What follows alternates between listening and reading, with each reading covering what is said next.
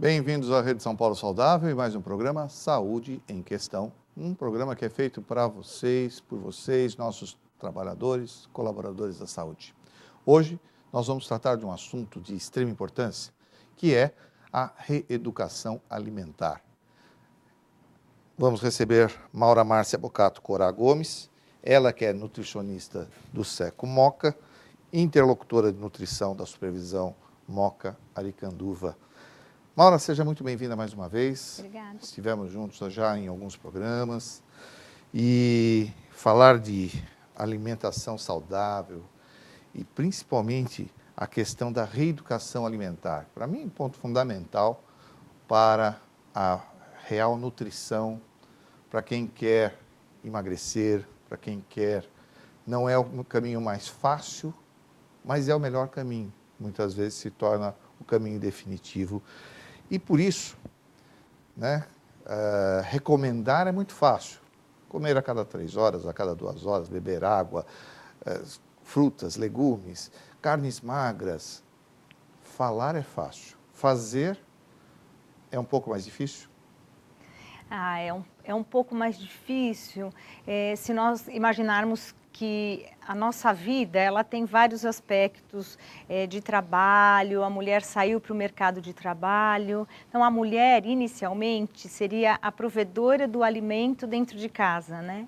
A partir do momento que essa mulher saiu para o mercado de trabalho, alterou a configuração do que é que se coloca na mesa, o que nós comemos ao longo do dia.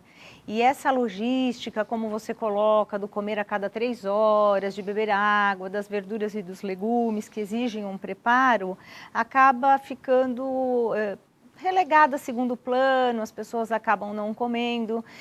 Mas, consequentemente, com esses hábitos inadequados que têm se observado na população em geral, os indivíduos acabam ganhando peso, mas buscam uma forma rápida, imediatista de perder peso simplesmente. E o processo da reeducação alimentar, ele de fato, ele vai na questão do problema. Então, entender por que eu não estou comendo a cada 3 horas, por que falta verdura e legume, o que faz com que eu não dê continuidade a essas orientações, é a questão da ansiedade. Então hoje o nível de exigência é muito grande, a cobrança é muito grande, olha, você tem que fazer educação física, uma atividade física, você tem que ser magro, tem que ser saudável, tem que ter dinheiro para ir no shopping, no cinema, viajar, passear, pagar conta. Então as exigências são muito grandes, a ansiedade está muito presente no dia a dia e influencia diretamente nas escolhas alimentares. Então, o comportamento alimentar, né? Qual é o meu comportamento alimentar? Ele vai estar relacionado com fatores fisiológicos. Algumas pessoas sentem fome à noite, outras sentem fome de dia. É muito interessante, existem até pesquisas mostrando que as pessoas que comem do final da tarde para de noite, eles vão ter um ganho de peso maior, eles têm pico de insulina à noite, consequentemente mais fome à noite. E entender esse processo, por exemplo, só dando uma pincelada, que obviamente não vou dissertar sobre isso aqui, é interessante. E no processo de reeducação alimentar, você consegue fazer a pessoa entender por que ela sente essa fome exagerada, que terão os aspectos fisiológicos, genéticos, comportamentais no sentido emocionais, o quanto sociais, a logística, e o quanto tudo isso reflete qual é o meu comportamento alimentar e como eu vou melhorar este comportamento para refletir num estado de saúde melhor, né? Isso me faz refletir o seguinte, você promovendo a reeducação alimentar, você reeduca o seu sistema também? É possível isso? É possível. Muito interessante sua pergunta. Por quê?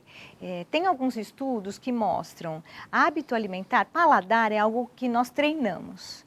Eu posso não gostar de verduras e legumes, mas começo a perceber que realmente é importante, entendo a importância de comer esses alimentos no meu dia a dia e começo a introduzir na minha alimentação, no meu cardápio. Depois de um tempo, você passa a gostar desse alimento. você começa a sentir prazer lá no nosso sistema hipotalâmico, sistema de recompensa, você passa a ter prazer com alimentos que você não tinha. E o inverso também. Um outro exemplo interessante, eu vou falar do chocolate. Então, o chocolate tem um mito muito grande, chocolate emagrece, já saiu na mídia algumas vezes, chocolate emagrece. E aí eu brinco e falo, olha, o chocolate que emagrece é aquele chocolate que tem muito cacau, que não é o chocolate ao leite que está na prateleira do supermercado. Então, teoricamente, nós teríamos que ingerir o chocolate lá, 85% de cacau, que ele não gera compulsão. Num primeiro momento, não vamos torcer o nariz, é estranho, que chocolate amargo. Ao longo do tempo, você vai torcer o nariz para o chocolate ao leite, que é muito açucarado. É muito interessante, é possível sim fazer essa mudança no sistema, passar a ter mais saciedade, entendendo esse processo fisiológico e acreditando que isso é possível, você fica mais fortalecido para acreditar que não é banal comer a cada 3 horas. Não é banal ter que ingerir água. Você entende por que é importante comer a 3 horas, né? E mais que isso, né? Agora o trabalho também influencia. Quer dizer, o fato da pessoa sair da sua residência, ir ao trabalho, executar o seu trabalho durante... Quer dizer, isso gera um gasto de tempo muito maior. Então a pessoa também acaba, vamos dizer assim, buscando as coisas mais fáceis, quebrando o galho, né? Não se programando para a sua alimentação do dia a dia no trabalho. Foi aí o mote, a pensada de se preocupar com a reeducação alimentar dos nossos servidores também? Também, doutor Paulo, porque assim como a população em geral, tá, uma prevalência de obesidade e sobrepeso, isso também é visto com os colaboradores da Secretaria Municipal de Saúde, não só no gabinete, como um todo. A partir do entendimento da importância da alimentação em relação à nossa qualidade de vida, então vamos fazer alguma coisa para os nossos trabalhadores. Então, trabalhamos com saúde, somos uma Secretaria Municipal de Saúde e como está a saúde dos nossos colaboradores? Então, nossos colaboradores também é a população, Sem né? dúvida.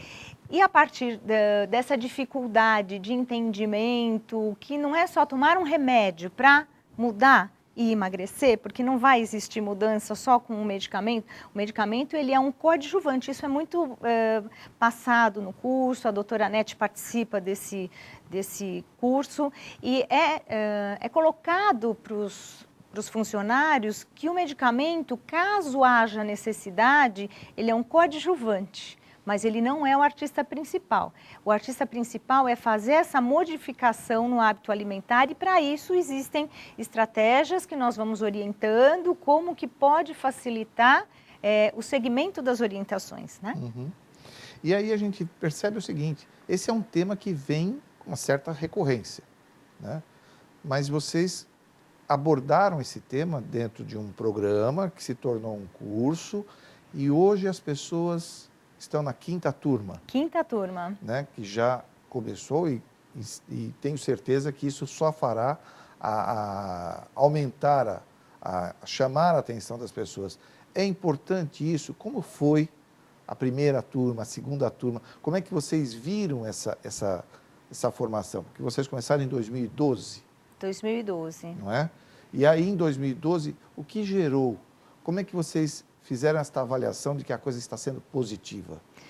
Nos resultados do que nós levantamos de dados, o que se observou é que realmente, a partir do momento que os indivíduos tiveram mais consciência da importância de colocar verduras e legumes no seu dia a dia, no questionário pós-curso, isso aparece com bastante evidência e superando muito o que a população em geral come.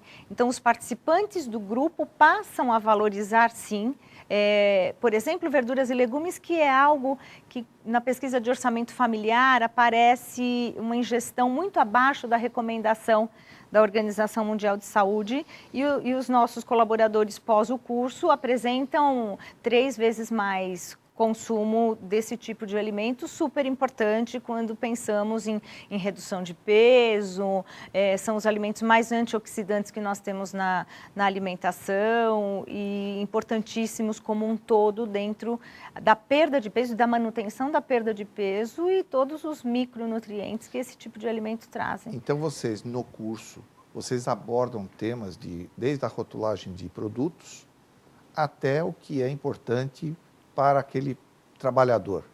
Quer dizer, é assim que vocês abordam o tema dentro do curso? Dentro do curso, os temas nós vamos colocando, fazendo uma construção. Então, primeiro é entender qual é a função do alimento dentro do meu organismo. A partir desse entendimento, como que eu vou montar o meu cardápio, que alimentos devem estar qualitativamente e quantitativamente, porque se estamos pensando em perda de peso, tem que quantificar quanto dos alimentos comporão lá a minha refeição, e a construção vai continuando. Então, nós abordamos a mastigação e a digestão, que é muito... Hoje, se você fizer um levantamento, na minha opinião, uma média de 90% das pessoas comem muito rápido. E quando inicia já um processo de digestão todo atropelado, a saciedade tem relação com o processo de mastigação, então isso também é muito abordado, a mastigação e, consequentemente, uma digestão adequada e, consequentemente, um estado de saciedade e realmente acontecendo a nutrição celular, vamos pensar, né? Porque o nutriente chegou ou não na minha célula? Como que esse processo acontece de maneira, obviamente, muito fácil para que todos entendam, porque não temos só funcionários da área técnica da saúde, mas funcionários administrativos também fazendo parte desse programa.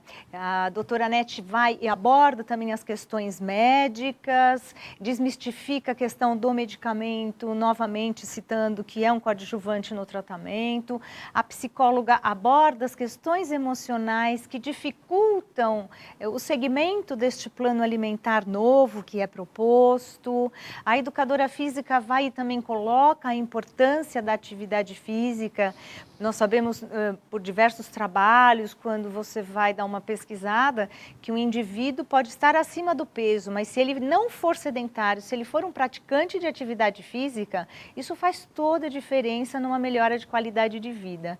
E incentivar a sair do sedentarismo é também muito importante. A rotulagem, sem dúvida, porque eu não posso entender só daquele quadradinho que fala da informação nutricional. Eu tenho que entender qual é a porção que se refere àquela informação nutricional. É um pacote inteiro, é um pacote pequeno, quantas fatias de um pão, de um suco. E junto com a informação nutricional, a lista de ingredientes, que é muito interessante entender que o primeiro item que aparece é o que mais tem naquele produto. Então, na hora que eles vão olhar lá uma barra de cereal e você vê que o primeiro item é xarope de glicose e o conceito barra de cereal é algo que traz uma conotação saudável e não necessariamente aquele produto vai ser saudável, eu tenho que ter um empoderamento de entender aquilo que eu estou comprando. Até porque algumas vezes vou comprar produtos mais caros e não necessariamente precisaria estar comprando produtos mais caros para ter um resultado, né? Com certeza. Sou Paulo Fernando, coordenador municipal de residências, estou aqui apresentando o programa Saúde em Questão, recebendo hoje a nutricionista Maura Márcia Bocato Corá Gomes, ela que é do Seco Moca, e nós estamos aqui conversando sobre reeducação alimentar, mas especificamente um curso que já está na sua quinta turma.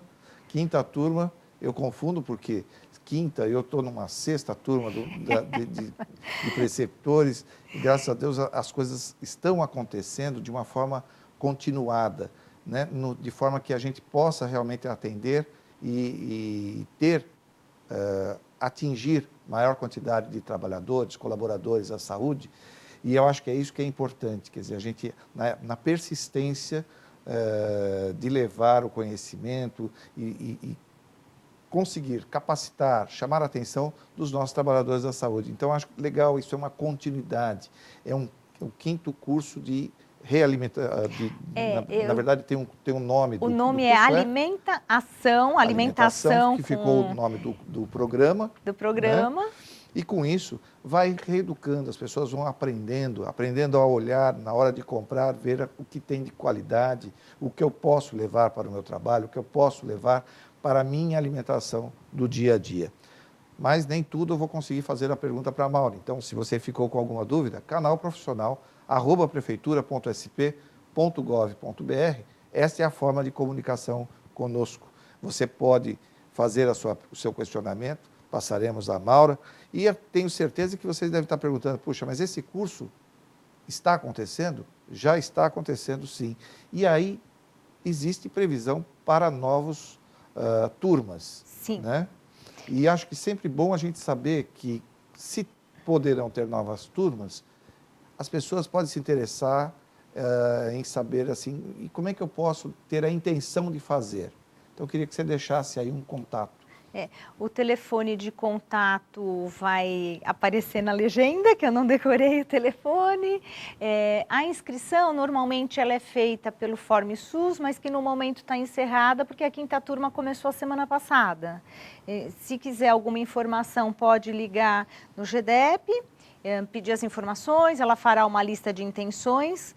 Provavelmente o ano que vem terá continuidade, sim, porque a procura ela é grande. Como já estamos na 5ª turma, é um programa bem disseminado, ele é muito bem aceito, ele é muito bem visto pelos colaboradores, e a intenção é, inclusive, que isso se capilarize dentro das coordenadorias, e esse programa dentro da secretaria seria, teoricamente, até um piloto para que nós consigamos incentivar outras regiões a estarem colocando isso na prática. Então, há uma intenção de que isso tenha uma amplitude, né? Isso. E aí eu fico me perguntando, essa é a tal nutrição comportamental?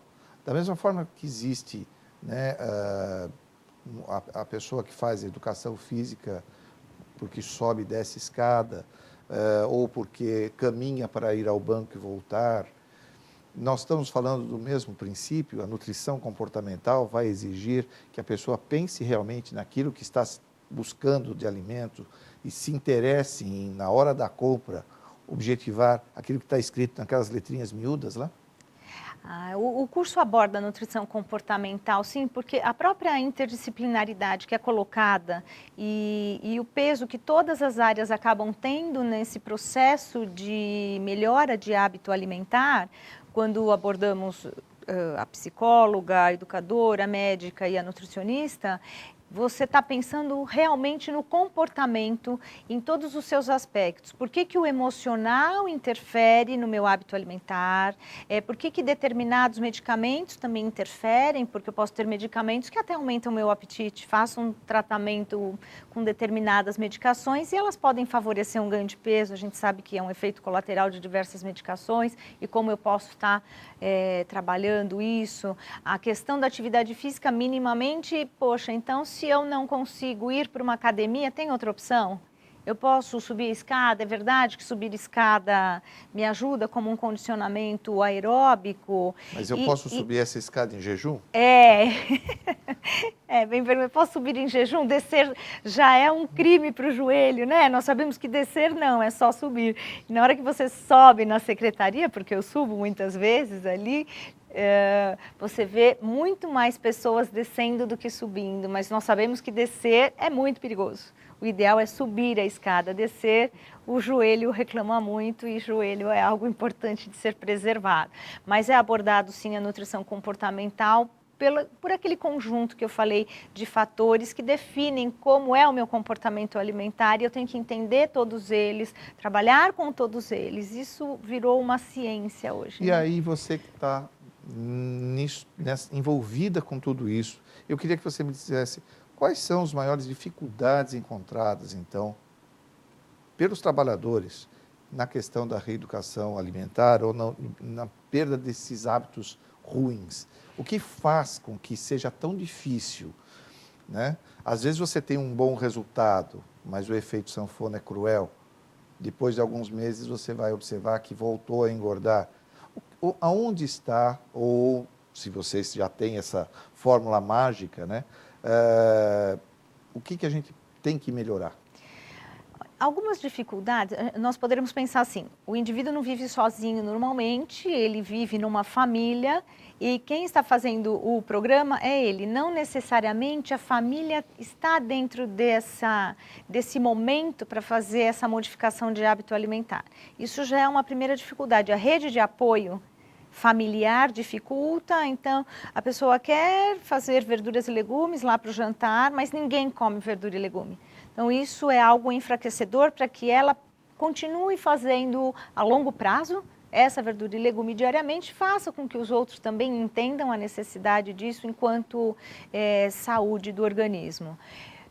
No próprio ambiente de trabalho, você tem indivíduos que não estão preocupados, não estão nesse momento de melhorar o seu hábito, não tem bons hábitos e vai lá um pão de mel, um bombom, um pacote de bolacha, e nós sabemos que qualquer coisa mata a fome.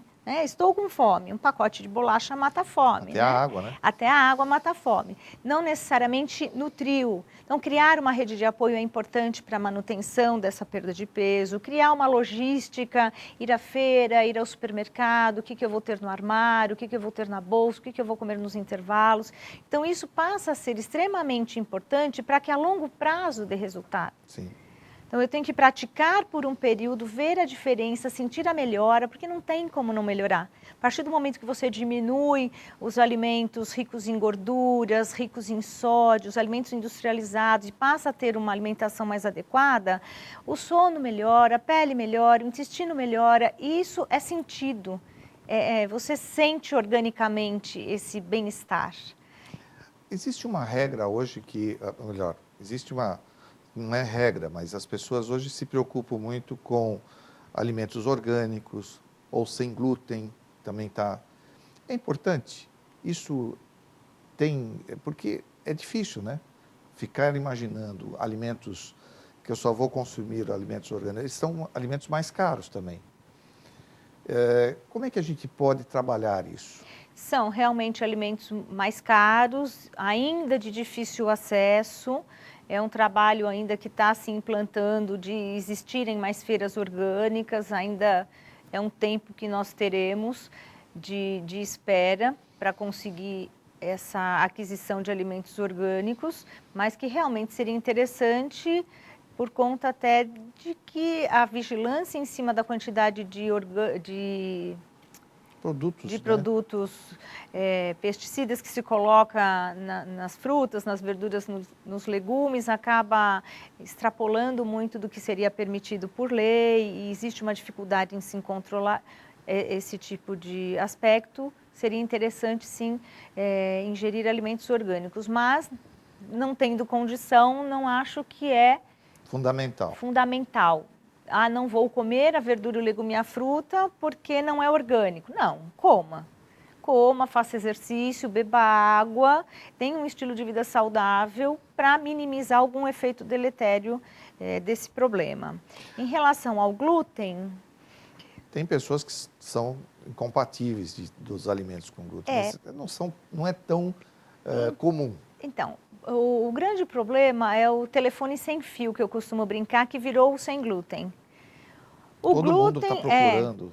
Nós temos que entender o que existe sim a doença celíaca, por isso que na legislação da embalagem tem que vir determinado se contém glúten ou não, em caps lock, letras maiúsculas e negrito, mas estamos pensando especificamente no doente celíaco. Existe uma abordagem dentro de uma linha da nutrição, que nós chamamos de nutrição funcional, que começou a estudar bioquimicamente alguns aspectos dos alimentos dentro do organismo, e o que se coloca como teoria o glúten é um nutriente, que é a proteína do trigo, altamente alergênico pelo excesso de uso de ingestão de glúten no dia a dia das pessoas. E esse glúten pode ser um alérgeno lá no meu intestino, alterando toda a minha microbiota intestinal e vindo a favorecer um quadro de obesidade. Uma intolerância a glúten que não é equivalente à doença celíaca.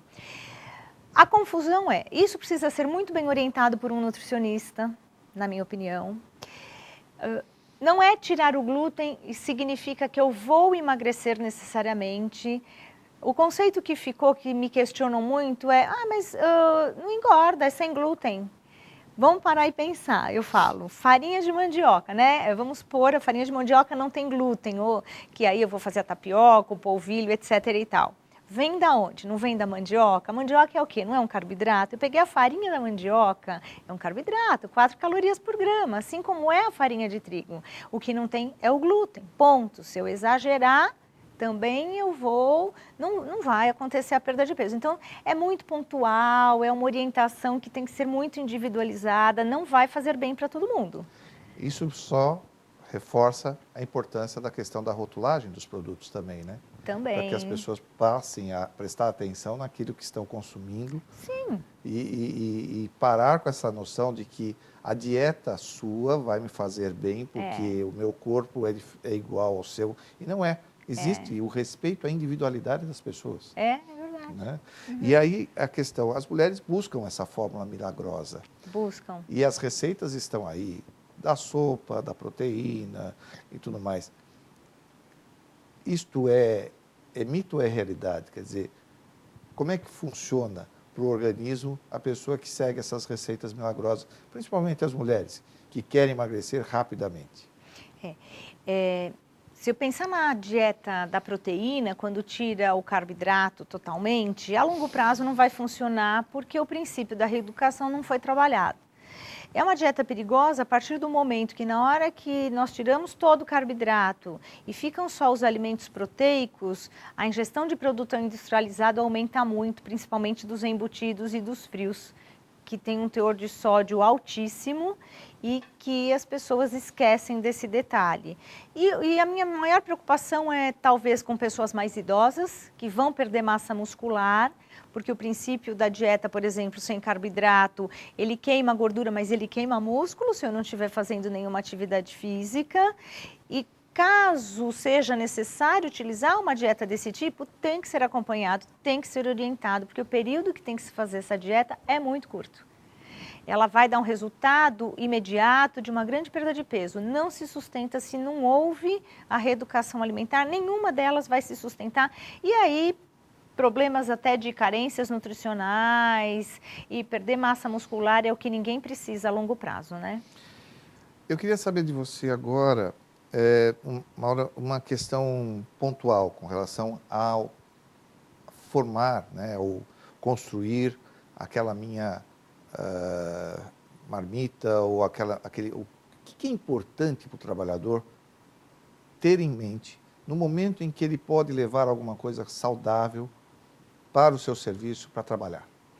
Não, numa marmita, que aí eu estou pensando num horário ou de lanche, almoço, né? Se eu pensar na marmita... O que é importante eu levar para o trabalho? Se eu pensar na marmita, vou falar do almoço e vou falar de alguns lanches do intervalo. A marmita, a mais saudável, é aquela mais simples e a mais tradicional e a mais antiga. Eu brinco muito e falo, o famoso arroz, feijão, bife, salada seria o mais saudável. Então, o feijão com alto poder de saciedade, com muita fibra, com muito ácido fólico, e todos percebem, na hora que nós comemos arroz e feijão na hora do almoço, como que fica a minha fome no período da tarde, e quando eu como só um lanche ou só uma massa, como que fica a minha fome no período da tarde. Então, a partir daí, eu já começo a pensar, né? Hoje a gente fala do comer consciente, e isso é importante para que eu direcione para os alimentos que eu sinta que me façam bem. A verdura e o legume, que pode vir na forma de salada, mas que também pode vir complementando como um legume cozido, uma verdura cozida, e uma fonte de proteína, além do feijão, que é de origem vegetal, mais uma carne, um peixe, um frango ou um ovo. Se você cria uma logística na sua casa, não é difícil estar trazendo isso, a gente coloca muito isso no grupo, nós facilitamos para que isso aconteça e dê certo. E nos lanches de intervalo, fruta é um dos itens que a população em geral não faz uma ingestão adequada. Então, algum dos intervalos, pelo menos, colocar alguma fruta, frutas fáceis de serem carregadas, banana, maçã, pera, uva, ou leva alguma fruta que você tenha facilidade de cortar, ou fatie e leve. Algumas barras, não todas, algumas barras de cereais e nesse momento, muitas vezes, eu dou o nome de marcas, porque o mercado é muito grande de variedades, sim, e eu vou dar nome de marcas, de barras mais saudáveis para se colocar nesse intervalo.